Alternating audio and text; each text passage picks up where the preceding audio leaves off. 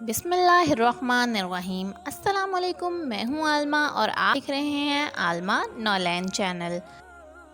आदम अलैहिस्सलाम ज़मीन पर बसने वाले तमाम इंसानों के बाप हैं। इनसे पहले कोई बशर ना था। आपके बाद जो भी पैदा हुआ आपकी औलाद में से है। अल्लाह ताला ने आदम अलैहिस्सलाम को ये शर्फ बख्शा कि इन्हें अपने हाथों से बनाया है।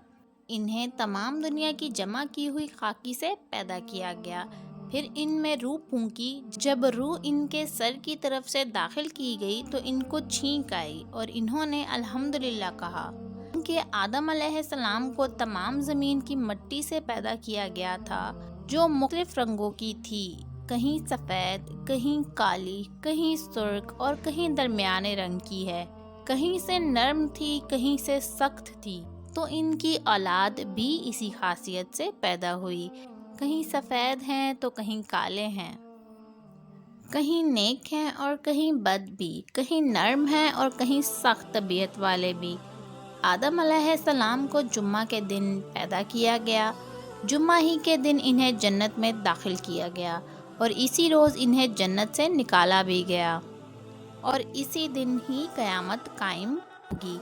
जब आदम अलैहिस्सलाम पैदा हुए तो इनका कद 60 हाथ लंबा था। अल्लाह ने इन्हें हुक्म दिया कि वो फरिश्तों की जमात को सलाम कहें और देखें कि फरिश्ते इन्हें क्या जवाब देते हैं। आपका और आपकी औलाद का यही सलाम का तरीका होगा। आदम अलैहिस्सलाम ने कहा, तुम पर सलामती हो। जवाब मिला, तुम पर भी सलामती हो। फरिश्तों को अब हुक्म दिया गया कि आदम अलैहिस्सलाम को सजदा करें। इन्होंने अल्लाह के हुक्म की तामील की। इब्लीस ने आपको सजदा करने से इनकार कर दिया। अल्लाह ने इन्हें हर चीज़ का नाम सिखाया, जिसको आज हम उन्हीं नामों से पहचानते हैं। हर जानवर, हर परिंदे, हर हैवान, हर इंसान, समंदर, पहाड़, ऊंट, कोया, सब चीज़ों के नाम इनकी हरकत के साथ सिखा दिए। इनसे यही नाम पूछे गए तो आदम अलैहिस्सलाम ने कहा कि या रब, तेरी ज़ात पाक है। जितना तूने मुझे इल्म दिया, मैं इसके सिवाय कुछ नहीं जानता। इब्लीस को अल्लाह ने आग से पैदा किया कि वो एक जिन है, जबकि फरिश्तों को नूर से पैदा किया गया, क्योंकि फरिश्ते अल्लाह की नाफरमानी नहीं करते। जबकि कुछ जिन ऐसे हैं जो कि अल्लाह की नाफरमानी करते हैं और कुछ जिन अल्लाह की नाफरमानी नहीं करते। फरिश्तों को जब सजदा करने का हुक्म दिया गया तो उन्होंने फ़ौरन हज़रत आदम अलैहिस्सलाम को सजदा किया। जबकि इब्लीस को हुक्म दिया गया तो इसने जवाब दिया, मैं तो इससे बेहतर हूँ, मुझे आग से पैदा किया गया है, जबकि आदम अलैहिस्सलाम को मिट्टी से। इब्लीस ने खुद पर फ़ख्र किया, तकब्बुर किया और अपने आप को बड़ा और अफजल जाना। आदम अलैहिस्सलाम को कमतर और हकीर जाना और इस तरह रब की ज़ात नाराज़ हुई और इसे हुक्म दिया गया कि तू मेरी बारगाह से निकल जा, तू मरदूद है और इसका मुकाम और मर्तबा भी इससे छीन लिया गया। ते दिन उसने रब से कहा कि मुझे क़यामत तक की ज़िंदगी दे, मुझे क़यामत तक मौत ना आए।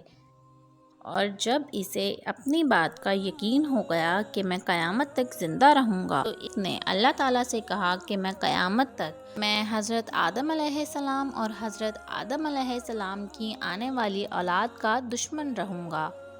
इन्हें गुमराह करता रहूँगा, वसवसे डालकर तेरी राह से भटकाता रहूँगा। इन्हें शिर्क करने की दावत दूँगा, इन्हें गुनाह पर उकसाऊँगा। इनके आगे पीछे और दाएं बाएं हर तरफ से आऊँगा, गुमराह कर दूँगा। अब हर वो शख्स जो शैतान की बात माने वो बदनसीब है, और जो शख्स शैतान की बात ना माने तो वो खुश नसीब है। जन्नत से निकाल कर हज़रत आदम अलैहिस्सलाम को जन्नत में आबाद किया गया। अल्लाह ताला ने आपका कोई साथी ना रखा जिससे उन्हें तस्कीन ना हुई। और फिर آدم علیہ السلام کی بائیں پسلی سے اماں حوا کو پیدا کیا گیا۔ وہ بہت خوش ہوئے۔ اماں حوا کا اب فرشتوں نے نام پوچھا تو حضرت آدم علیہ السلام نے بتایا کہ ان کا نام حوا علیہ السلام ہے۔ فرشتوں نے پوچھا کہ ان کا نام حوا علیہ السلام کیوں ہے؟ کہا کہ یہ ایک زندہ وجود سے پیدا کی گئی ہیں۔ اب جنت میں حضرت آدم علیہ السلام اور اماں حوا جنت کے پھل کھاتے تھے، وہاں کی سیر کرتے تھے۔ اللہ تعالیٰ نے انہیں کہا تم ہر مقام پر جا سکتے ہو، جو چاہو پہنو، جو چاہو کھاؤ، لیکن جنت میں ایک ایسا درخت ہے، نہ تم اس درخت کے قریب جاؤ گے اور نہ ہی اس کا پھل کھاؤ گے، ورنہ تم ظالموں میں شکار کیے جاؤ گے۔ ایک دن ابلیس آدم علیہ السلام کے پاس آیا، ان کو کہنے لگا کہ اللہ کی ذات نے آپ کو اس درخت کے قریب جانے اور اس کا پھل کھانے سے کیوں منع کیا ہے؟ وہ بولے ہمیں تو معلوم نہیں۔ اس نے کہا کہ یہ ایک ایسا درخت ہے جو کوئی اس کا پھل کھائے گا وہ ہمیشہ زندہ رہے گا، اس کو موت نہ آئے گی اور وہ بادشاہت کا مالک ہوگا جو کبھی زائل نہ ہوگی۔ اس نے قسمیں کھا کھا کر اپنی بات کا یقین دلایا۔ آدم علیہ السلام اور حوا نے ابلیس کی بات مان لی اور اس درخت کا پھل کھا لیا۔ جیسے ہی انہوں نے پھل کھایا، ان کے جسم سے جنت کے کپڑے اتار لیے گئے، وہ دونوں بے لباس ہو گئے۔ اب وہ جنت کے درختوں کے پتے توڑ توڑ کر اپنا جسم چھپا رہے تھے۔ انہیں احساس ہوا کہ انہوں نے اللہ کی حکم عدولی کی ہے اور سخت گناہ کیا ہے۔ وہ اپنے اس فعل پر بڑے نادم اور شرمندہ ہوئے۔